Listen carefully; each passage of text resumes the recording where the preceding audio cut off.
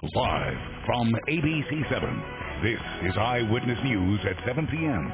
on LA56. Caught on camera, an arsonist setting fire to this Yorba Linda home. Tonight, the arsonist is still on the loose, and investigators are hoping this video will help track him down. A measles scare at a local university. More than a dozen students may be at risk. And could a last-minute deal be in the works to free 2 hostages being held by the terror group ISIS? Good evening. I'm Ruta Shabazi in for Colleen Sullivan. I'm David Ona. Welcome to Eyewitness News in LA56, LA's only live local newscast at 7 p.m. And caught on camera, an arsonist setting fire to a Yorba Linda home. Investigators are hoping new surveillance video will help catch the suspect. Orange County Bureau Chief Eileen Frere has a closer look at the video firefighters want you to see. The man walks quickly, breaks a window, then ignites a container of fuel. He appears to catch himself on fire before throwing it inside the Yorba Linda home, then running off. The fire quickly spreads. I could see their office was on fire, and then I called 911. The front door was already engulfed in flames. There were flames coming out already. Inside, the homeowner's daughter in her 20s. She was taking a shower, and she came down, and it had already spread, so she just went out to the back way. As firefighters battled the blaze seen in this video and photos shared by a neighbor, residents gave the young woman clothes and tried to calm her down. She was extremely lucky to get out, The arson happened around 10:30 in the morning, November 3rd. The motive unclear, but some neighbors claimed the homeowner had trouble with a contractor in the past. He had a flood a few years back. He had a contractor prior working on his house, and I understand that he made some threats to him. Authorities will only say they're investigating tips and hope someone recognizes the suspect. He's a heavy-set male, having a dark complexion, brown or black hair, and wearing clear glasses. He may have burns to his hands or his face, depending on the degree of the burns. No family deserves to have someone target them like that, if that's indeed what it was. Now, if you have any information, call the Orange County Fire Authority at 714-573-6720. Now, authorities say that the suspect was last seen leaving the neighborhood here on a BMX-style children's bicycle. In Yorba Linda, Eileen Frere, ABC7 Eyewitness News. A fast-moving fire burns 3 homes in El Monte. Nearly 24 people are forced to evacuate. One woman suffered burns as she ran from a home on Arden Drive, shielding her children from the flames. She was rushed to the hospital with burns to her arm and back. Investigators believe the fire may have started in a car parked in a driveway. They say the cause is suspicious. The Red Cross is providing aid to those displaced by the fire. The Monterey Park community is remembering a beloved crossing guard struck and killed while on the job. It's a story we first brought you last night as breaking news here at 7 o'clock. 76-year-old Abel Castellanos was working the intersection when he was hit by a silver Mustang. The driver, identified as 19-year-old Jin Wan Yang, was trying to avoid a Toyota making a left-hand turn. Both drivers stopped to help, but Castellanos was killed instantly. Flowers, candles, and thank you notes marked the spot where he died. His family is devastated. Still can't get over this, but he was a good man. Yang was driving without a California driver's license, only a Chinese passport. So far, no arrests have been made. A second teenager has been arrested in connection with the stabbing death of a 14-year-old outside Griffith Middle School in East Los Angeles. The boy, also 14, was arrested last night at his LA home. Investigators believe he provided the knife that killed Stephen Cruz. Cruz was visiting friends at the school when he was stabbed in the chest. A 13-year-old boy who is a suspected gang member has also been arrested and charged with the killing. He denied the charge during a juvenile court hearing. An arrest warrant is out for a Newport Coast millionaire suspected of killing his wife back in 2012. At a pre-trial hearing today, the judge issued the warrant for Peter Chadwick, who had been out on bail. Prosecutors say the 48-year-old man has either fled the jurisdiction or taken his own life. Chadwick is charged with the death of his wife, Qui, whose body was found in a dumpster in rural San Diego County. He has pleaded not guilty. On to the measles outbreak today. Officials at Cal State Long Beach confirm a student has been infected with the virus. They say a small group of students were also exposed and are being monitored for symptoms. In Palm Desert, a possible case at a high school has sparked administrators to ask 66 unvaccinated students to stay at home until February 9th. And in Santa Barbara County, doctors are running tests on a patient who may be infected. Meantime, officials in Chicago are reporting their first case of the year. So far, 50 confirmed cases of measles in California are connected to Disneyland, along with 14 in other states and Mexico. As the measles outbreak continues, concern grows over those parents who have chosen not to have their children vaccinated. Our health specialist, Denise Sador, talked to one parent who outlined his reasons for refusing the measles vaccine. We're, kind of like a library resource center. Vaccinations aren't the first thing Studio City chiropractor Patrick Bennett talks about with his patients, but he's very vocal about his views. I have 4 kids that have never been vaccinated. Bennett's children range in age from 5 to 15 years old, and the recent measles outbreak isn't changing his mind. He says instead of vaccines, he believes in strengthening his kids' immune system through organic nutrition, a chemical-free lifestyle, and chiropractic care.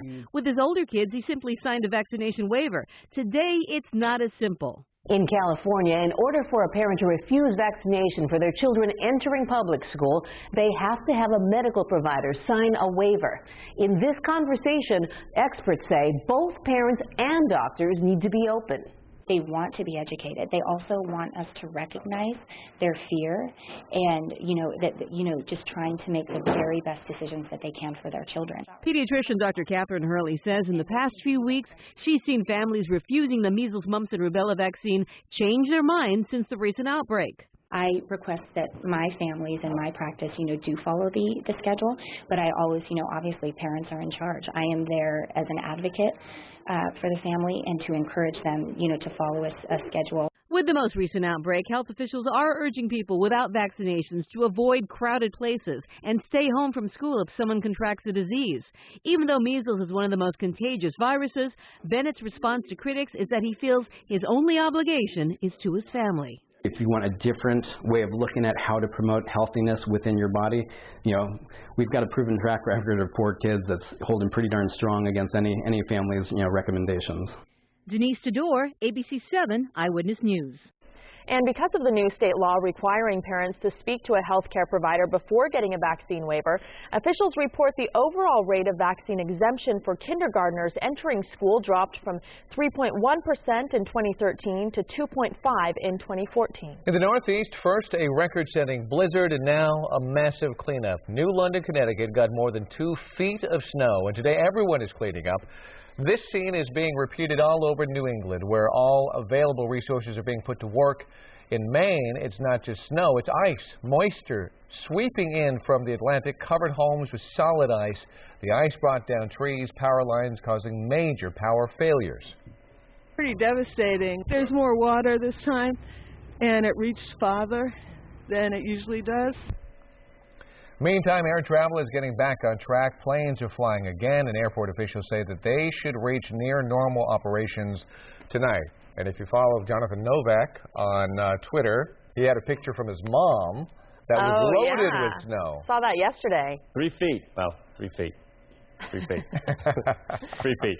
3 feet, almost, actually. About 2.5 feet in Framingham, where that was taken, and some spots, Massachusetts, did see 3 feet of snow in Boston. I mean, it was just incredible. This was us today, running springs, clouds, beautiful shot there, as our time-lapse shows you.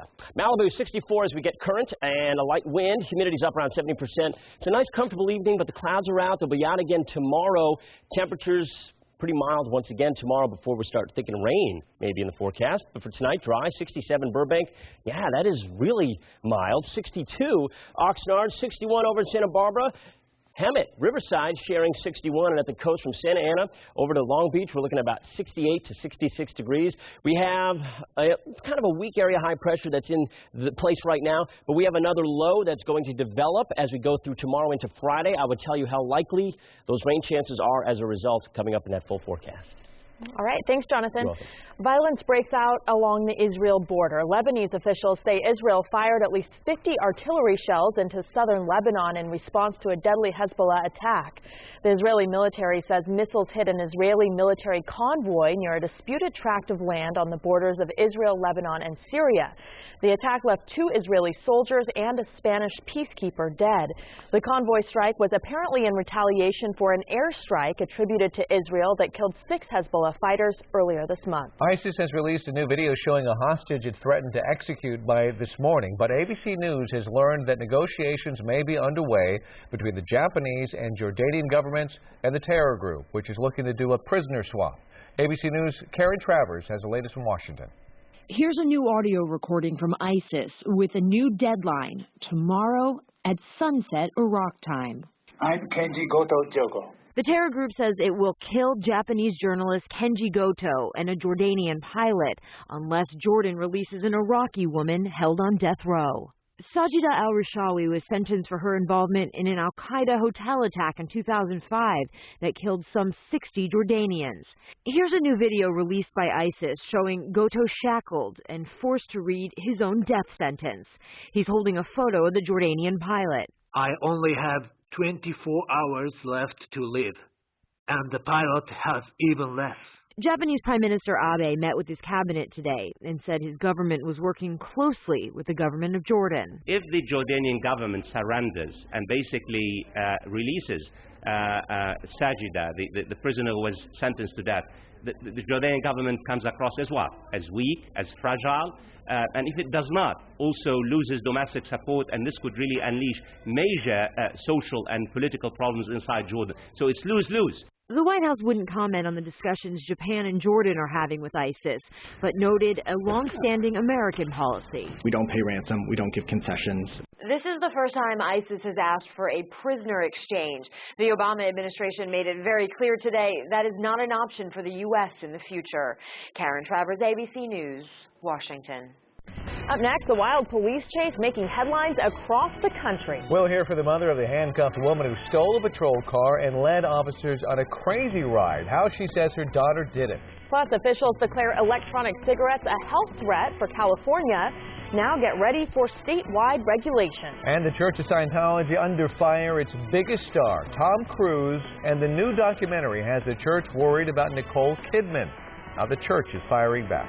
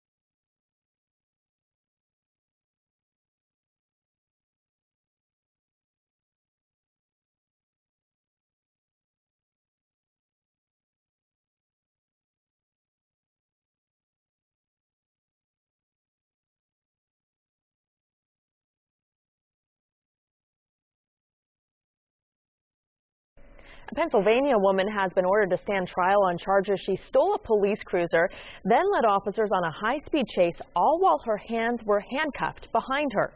Police released this video. Robbery suspect Roxanne Reimer was handcuffed and placed in the backseat of a patrol car. As officers searched her vehicle, she climbed through the small window onto the front of the cruiser and then took off, ramming the vehicle and driving away. She quickly reached speeds of 100 miles per hour, weaving in and out of traffic and honking at slower-moving vehicles. Reimer's mother watched the whole thing from the other patrol car. How did she navigate the police car driving with her hands behind her back? With her knee. She drove with her knee. Her left knee, she steered the steering wheel, and with her right knee, she used the gas and the brake. The pursuit lasted 9 minutes before Reimer ditched the patrol car and took off on foot. She was caught a short time later. That is something else. Well, tonight, behind closed doors at the Church of Scientology, a new documentary is investigating the church shrouded in secrecy. It raises questions about its most famous member, Tom Cruise, and his marriage to Nicole Kidman. Now the church is firing back, and here's ABC's Dan Harris. It's the documentary the Church of Scientology doesn't want you to see, an HBO film that takes a critical look at the controversial religion, including its most famous follower, Tom Cruise. According to the documentary, the church was at one point so concerned that Cruise was being drawn away from Scientology by his then-wife Nicole Kidman that church officials strategized about ways to bring him back into the fold. The star couple eventually got divorced, the statuesque Kidman later joking about it on Letterman. Well, I can wear heels now.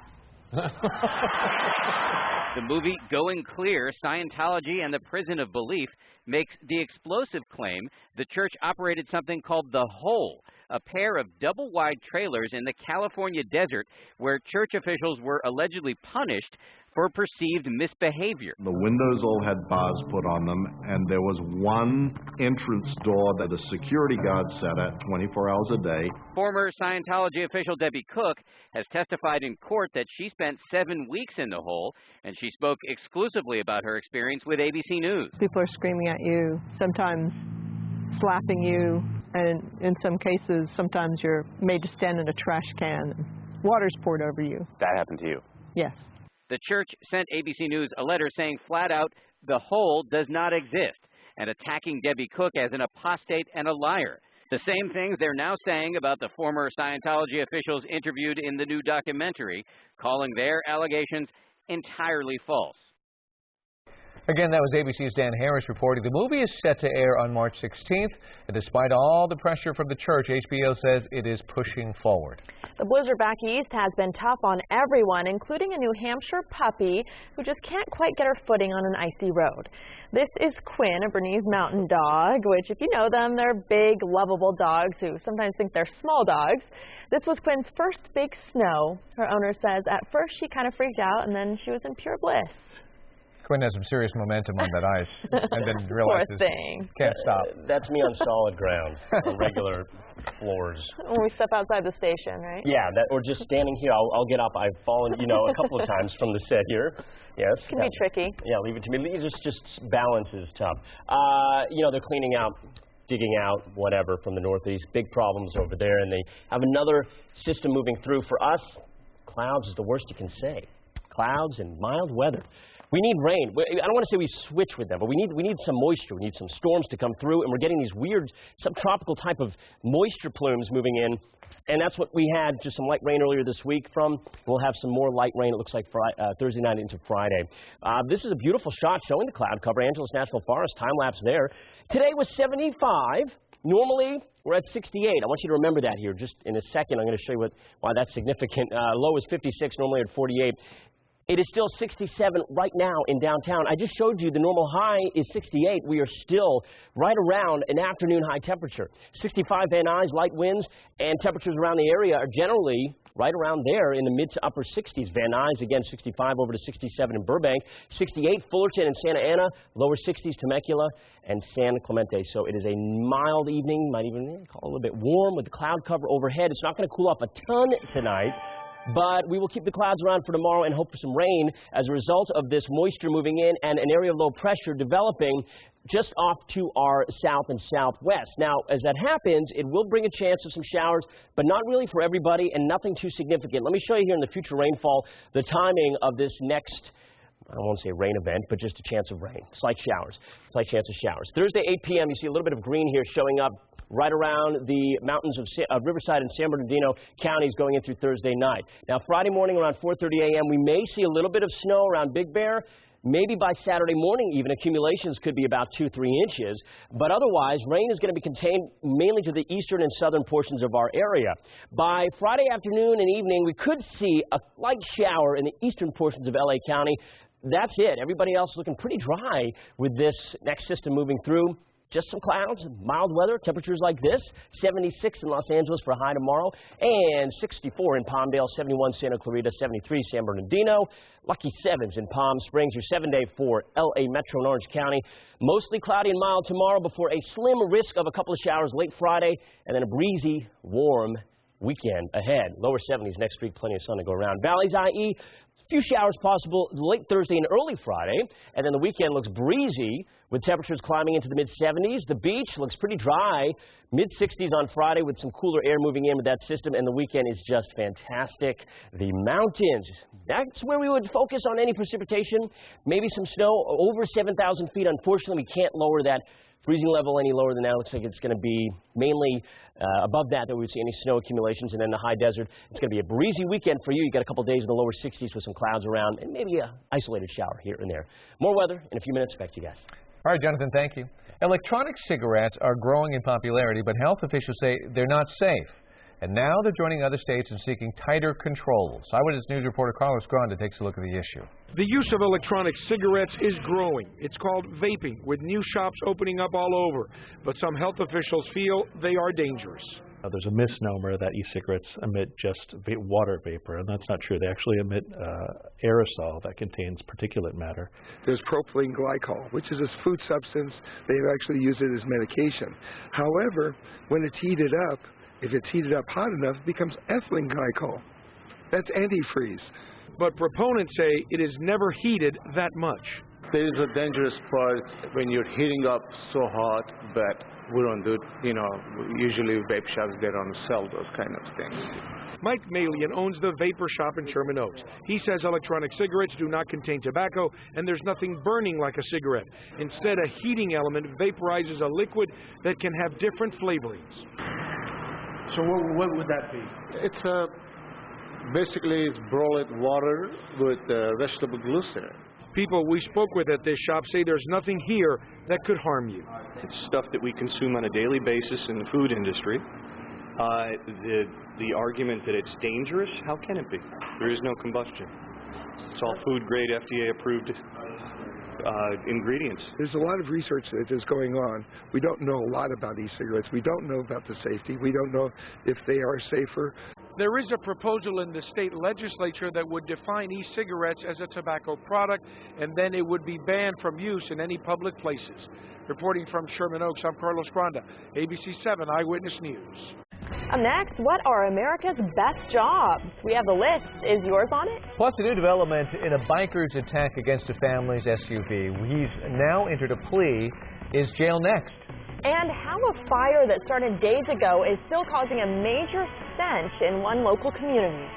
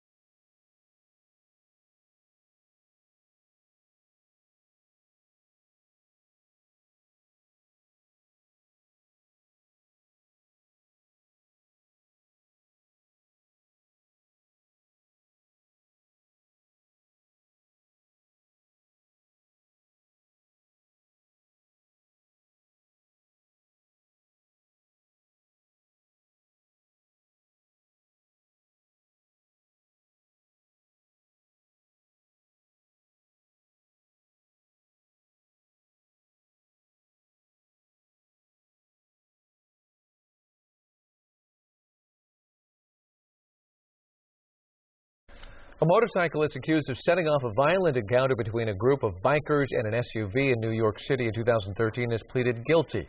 The SUV driver was pulled out and beaten. It all began when Christopher Cruz changed lanes in front of the SUV, leading to the fender bender. Prosecutors claimed it was intentional. Cruz denied it. He's expected to get a 4-month jail sentence. During the incident, the driver of the SUV took off in order to escape and accidentally ran over another biker, leaving him seriously injured. New at 7, the career website Glassdoor has put out its first ever list of the best jobs in America. They looked up criteria like salary, number of openings, and opportunity for advancement. Number 3 on their list, business development manager. The average base salary is impressive, nearly $95,000. Number 2, software engineer, an even better base salary, and a lot of companies want to hire you in that field. And the best job of the year, physician assistant. There are lots of career opportunities there, and check out the average base salary, more than $111,000. Wow. Pass that around to the kids at school. Yeah, right exactly. now, Let your kids know. Right. We're updating the evening's top stories next at 7:30. Including the latest on an all-out manhunt for an arsonist caught on camera setting a home ablaze. Plus, a break in the murder investigation of a 62-year-old woman in South LA. 2 teenage twin brothers have now been arrested.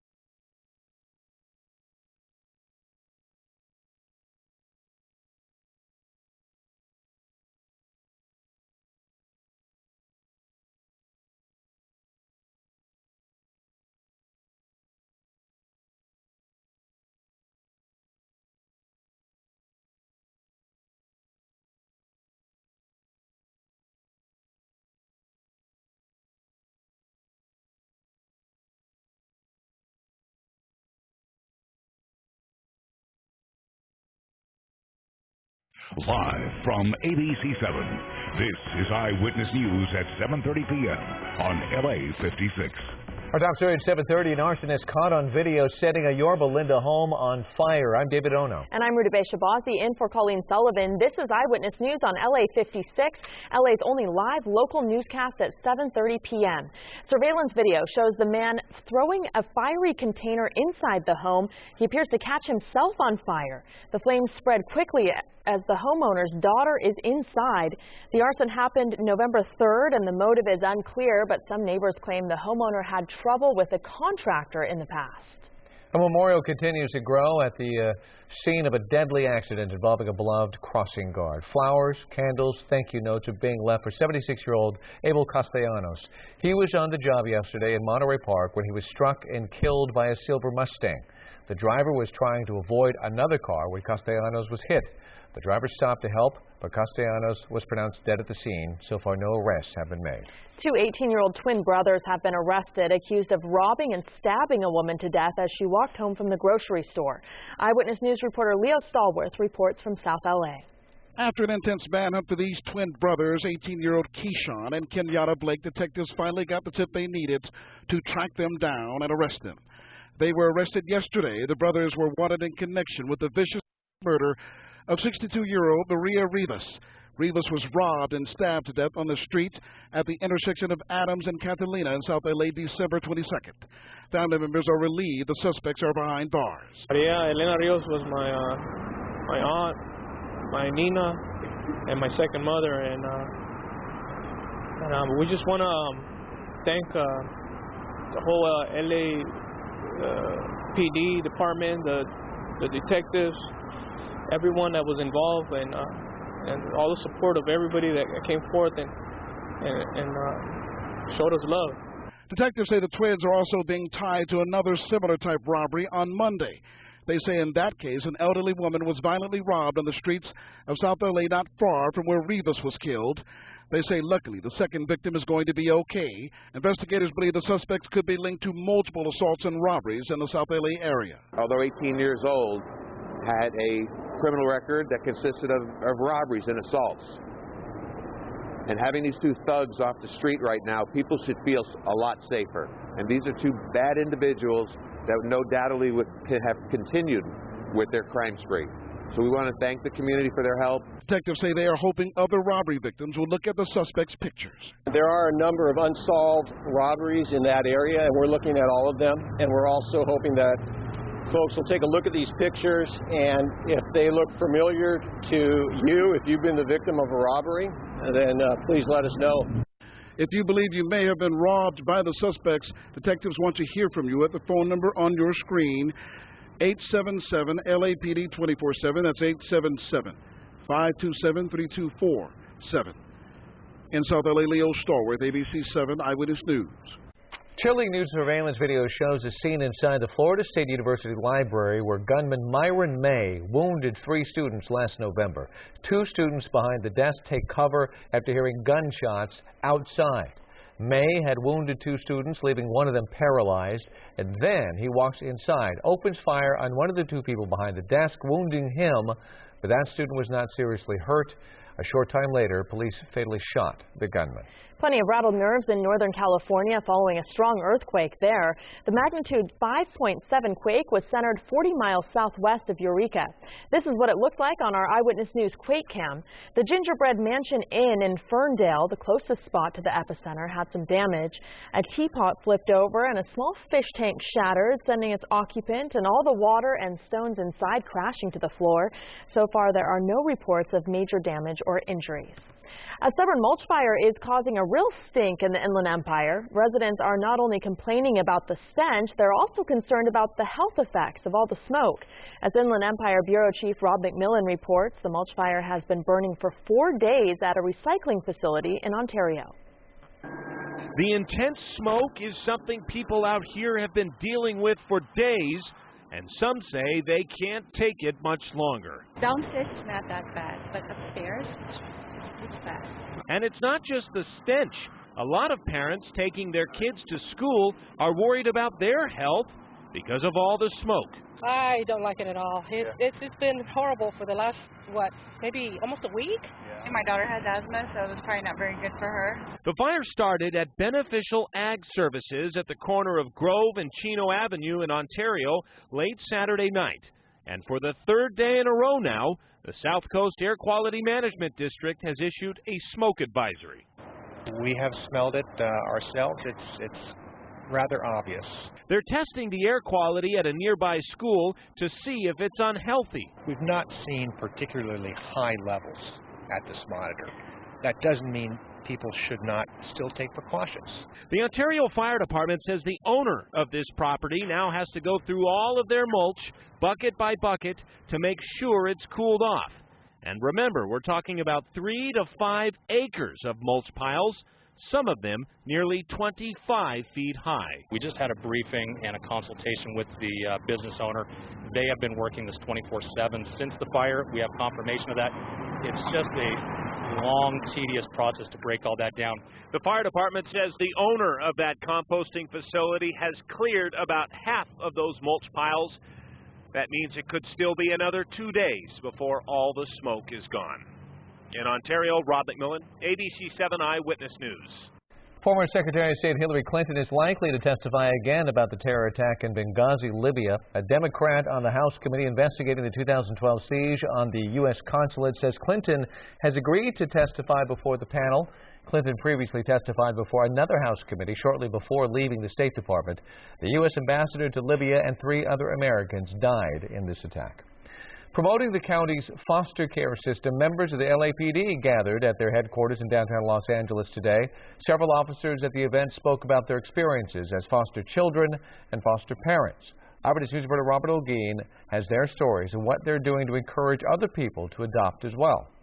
With food, laughter, and sunshine, this gathering outside LAPD headquarters has all the makings of a family picnic, and that's the point. I just feel like, if a kid has a chance, give him a chance, because, I was one of those kids. Officer DeAndre James is a product of LA County's foster care system, and today he was taking part in a presentation encouraging officers and civilians to become foster or adoptive parents. I just think that I was given the chance through the foster system to do something great and be here and speak my stories. Other officers here talked about how they became adoptive parents with help from the county's Department of Children and Family Services. There's kids already there that want you. Officer Julie Munson and her husband, Detective Victor McDowell, adopted a son 9 years ago. What it did for me is I understood what the rest of everybody else was so happy about. It really it took me from a place of being on the outside of life to being on the inside. Officer Munson says she spent the past 4 years organizing today's event here at police headquarters because she says for her, adopting her son changed everything. If nothing else goes right the rest of my life, I know that this went right, and he's my son forever. Other panelists included 20-year-old Taiwanisha Burgess, a former foster child who was eventually adopted. I not only learned how to let someone love me, but I also learned how to love someone else and see them as my parents and learn how to have parents. Representatives from the Department of Children and Family Services were on hand today to answer questions about the adoption process or how to become a foster family. You can be a hero too. You don't have to be a member of the LAPD to do something that'll change a youth's life forever. Anyone looking for additional information can call the Department of Children and Family Services at 888-811-1121. Reporting from downtown LA, Robert Olguin, ABC7 Eyewitness News. Up next, why actor Johnny Depp drew laughs when he described being attacked in Japan. Plus, why a former governor says he'll take a pass on the Oscar-nominated film American Sniper. Clearly some clouds today, but some rain along with those clouds coming up in your forecast. Details in 7 days. Stick around.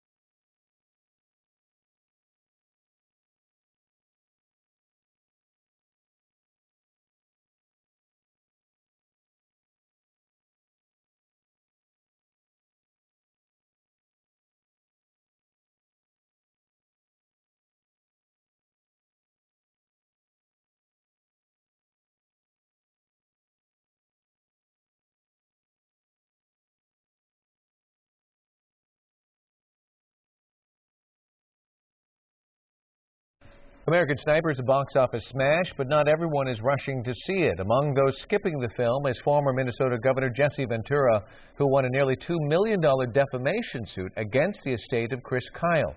Kyle is the Navy SEAL played by Bradley Cooper in the film. In a new interview today, Ventura says he won't see the movie because Kyle is, quote, a liar and, quote, no hero to him. Ventura's lawsuit claimed Kyle made up a story for his book about punching Ventura in a bar.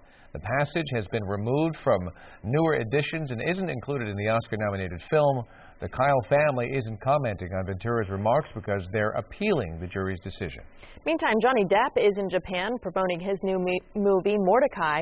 He met with reporters a day later than scheduled. Depp apologized for missing his original press conference, saying he had been battling a cold or the flu, but that's not all. I was attacked yesterday morning by a very rarely seen or experienced animal called the chupacabra. チューパーカブラというですね、珍獣に実は攻撃されて襲撃を受けまして、朝 I fought with it for hours. 何時間か戦ってはみたんですけど、 They're very persistent, very mean. His tall tale drew laughs from the room. Get ready for a change in our weather, and meteorologist Jonathan Novak has his complete forecast coming up next. Plus, trash and graffiti are marring the experience of a local mountain recreation area.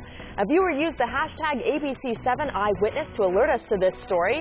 How the county is responding, up next. And why is GoDaddy pulling its Super Bowl ad and featuring a cute puppy? The answer straight ahead.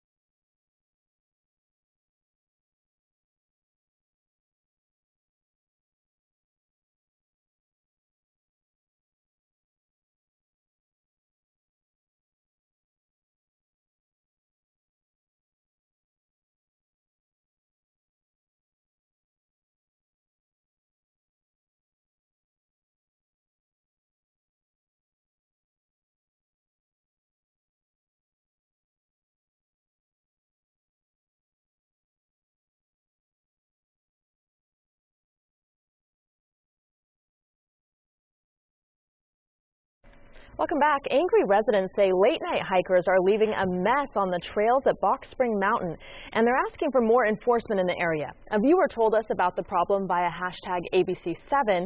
Inland Empire reporter Leticia Juarez looked at what's being done about it. By day, Box Springs Mountain Park is enjoyed by plenty of hikers.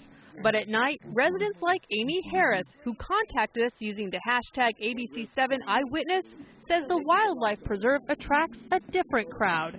They come and they leave all their trash and their broken beer bottles and the beer cans, and it looks like a dump. The late-night partiers leave behind an ugly mess.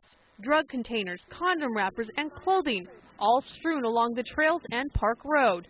And while signs clearly state the park closes at dusk, they are simply ignored. It's such a nice area, and you would think, like, you know, just leave it alone. Residents want police to increase patrols. The Moreno Valley Police Department says it responded to the area 45 times last year. But those who live here also believe there is an easy fix.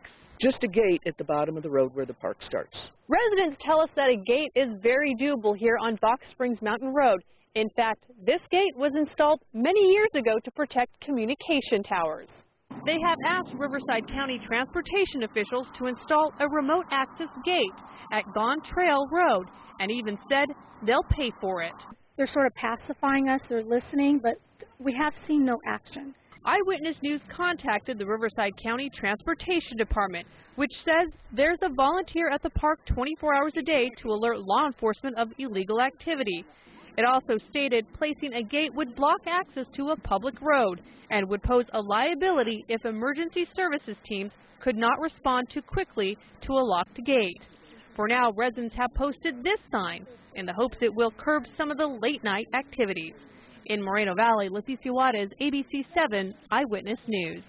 And we're going to keep an eye on what's happening in this community thanks to our eyewitness, Amy Harris.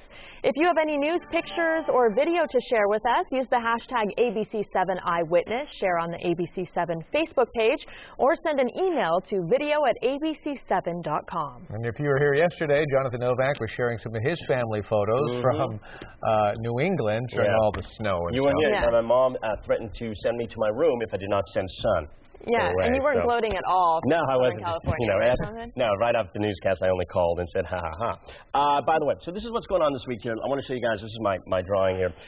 Normally we have the jet stream coming in. Let's go back to this here. I want to show you guys over here. The three. Can we get the three? No? Okay, there we go. I want to show you guys here. Usually we have the systems coming in from the north like that, right? So normally we've got these, now I can show you guys here, that we've got these Canadian systems diving down with really cold air. We're not seeing that lately. What we're seeing is more warm air coming in from the south, and these systems are bringing rain, but not a lot of rain. Can't see that, can you? That failed. Okay. Can you see that? Okay, good. I think so. So what we're seeing is not snow. We're not seeing a ton of precipitation in winter systems. What we're seeing is just these sort of wimpy systems here in Southern California. We have another one this week. It's really odd for this time of year. Normally, we're getting some snow or we're getting something coming from the north, or at least the Pacific Northwest is. That's what we had last year. No, nothing. So we got this. We got some cloud cover for you. My drawings, by the way, I think should be framed and maybe put up. I think that's pretty good. Keep that. I signed it. That's one of my best ever. Not saying a lot. 62 at LAX, light winds right now, and 67 at Burbank, 63 Santa Clarita. A very mild night. Clouds around. We got clouds again tomorrow and another mild day tomorrow. The East Coast, we've been talking about it. So they've got another system rolling through. So here's the one exiting that area. Here comes another one that will bring maybe about, 2-3 inches up and around the Maine area, and then Massachusetts maybe an inch or two over the next day and a half, but nothing significant, but it doesn't really matter at this point. Anything on top of what they already had is just more trouble. For us, you notice all this moisture. This is what I was just talking about in my failed art attempt, that we have this moisture that's down here from the south as opposed to getting these systems coming from the north. And that means that we will see basically mild weather, some cloud cover over the next couple of days, and just a slim risk of some showers. Look at the future rainfall forecast. I start you off Thursday. I'll bring it through Thursday night. Maybe an isolated shower here up in the eastern portions of our area.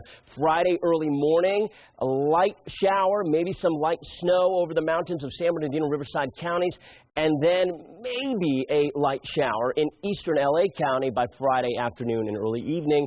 The chances of any of that, 20-30%, except maybe, I'd say about 50-60% for some snow way off in the eastern mountains. So that's it. Highs tomorrow are going to be nice. 76, way above average. Mostly cloudy. There's that chance of rain on Friday, and then a breezy, warm weekend in the mid-70s. Valleys, IE, chance of rain at 20-30% Thursday night into early Friday. Windy for your weekend. Temperatures in the 70s as well. And the beach is looking really good. if you're looking for dry, nice weather with temperatures dipping down in the 60s for a couple of days. But the mountains, we'll hope for some snow there, 60% chance of that. And then 40 for a high on Friday, finally getting to somewhat of a winter feeling. And the high desert as well, breezy and mild into the weekend. No more art for me. We'll leave that to somebody else. Dallas has more on ABC7 at 11. All right, Jonathan, thank you. Yeah. Clippers, who have won 5 straight, are in Utah tonight to play the first of 8 games away from the Staples Center. And you could blame the annual Grammy Awards, which will chase away not only the Clips, but the Lakers and the Kings. Chris Paul and company, 17 games above 500 to start the evening. And CP3, in a giving mood, drives and dishes to DeAndre Jordan, the big fellow with the emphatic throwdown. Clips led by 5, but the Clips had virtually no answer for Enes Kanter. He lays in 2 of 11 first-half points. Utah led by 4. Of course, no Clipper highlight can be complete without the dynamic combo of Blake Griffin, DeAndre Jordan, the steal at one end, the flush on the other. The Clips trailed by 1 at half, but by 4 near the end of the third quarter. We'll give you an update at 11 o'clock. Kobe Bryant had a successful 2-hour surgery today on his right rotator cuff. His recovery is expected to last 9 months, but his doctor says he should be ready to suit it up again by the start of next season. He'll make close to $25 million in the final year of a 2-year contract. The Lakers have now dropped 9 games in a row. Their latest defeat came last night at Staples Center against the Washington Wizards. If they lose to the Bulls tomorrow night, they would tie the LA Laker franchise record of 10 in a row set in 1994. Byron Scott talked to Kobe after the game to see if he was struggling with having to have yet another surgery. He didn't seem to be struggling at all. He was calling me to console me, which is Kobe. I get off the freeway. I get home and I turn my phone on. I got a text from him, and then I'm texting him back, and he's texting me talking about, "Are you okay?" That's just him, and that's basically our relationship. I'm checking on him, he's checking on me, and I'll call him sometime tonight just to see how he feels. Meantime, former Knick J.R. Smith says he is staying out of trouble in Cleveland, and he knows the reason why. Smith says, unlike New York City, there is nothing to do in Cleveland. No nightclubs, no parties. Remember, Ohio natives, I'm just the messenger. Smith's self-assessment seems accurate because his lifetime field goal average on Sunday is significantly lower than any other day of the week. Well, the Super Bowl is just days away, and companies are paying $4 million for a 30-second commercial this year. But one you won't be seeing during the big game is the latest from GoDaddy. Usually a standout for their sexy ads, this year they're facing backlash from animal lovers. It seems to have all the makings of a hit Super Bowl ad. Cute puppy, heartwarming storyline, and big emotional payoff. Look, it's funny! So the GoDaddy ad should be a big hit, right? Wrong. The commercial now suddenly sidelined less than a day after its debut, all because of the way it ends. I'm so glad you made it home. Because I just sold you on this website I built with GoDaddy. The cold-hearted twist creating a wave of backlash on Twitter. Hey GoDaddy, you have hit a new low, one woman tweeted, and I will never purchase a domain from you again. The SPCA also tweeting, do you think puppy mills are funny? GoDaddy CEO tweeting overnight, we're listening, message received, ultimately pulling the ad at the center of what it calls a multi-million-dollar campaign. As far as I can tell, there's never been an ad pulled from the Super Bowl. This is really quite a situation on GoDaddy's hands. But while the outrage abounds online, football enthusiasts and dog lovers we talk to say they actually find it kind of funny. I can see where people might be offended by it, but I do find it cute and funny. I mean, you certainly have to consider demographics, so they've got to be worried about, who's paying their bills, but I didn't find any offense to it. As for this year, GoDaddy says it will still air something in place of the puppy commercial for the big game, hoping this time to make viewers laugh. In his blog, GoDaddy's CEO says Buddy came from a reputable and loving breeder and that he now lives permanently with one of the company's long-term employees. He has also called Buddy GoDaddy's chief companion officer. I mean, how can you give Buddy away? I know, but he's precious. More news straight ahead here at 7:30. And ahead tonight on Eyewitness News at 11 on ABC7, a warning to women. A sexual predator is on the loose. He tried to kidnap and sexually assault 2 women on a local college campus. Tonight, police say he may have struck again.